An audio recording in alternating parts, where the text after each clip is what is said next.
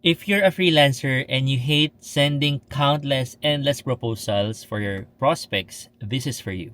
The fastest way to get clients isn't really cold pitching, it's warm connecting. People hire people they trust, and trust grows from genuine conversations and connections. Hindi mga copy-paste templates. Ito tip ko lang for those people who are struggling to get clients, people love people who can they see often.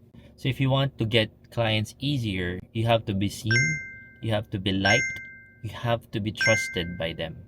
So I suggest spend at least 15 minutes in a day if you want to really build relationship, genuine connections to your prospects.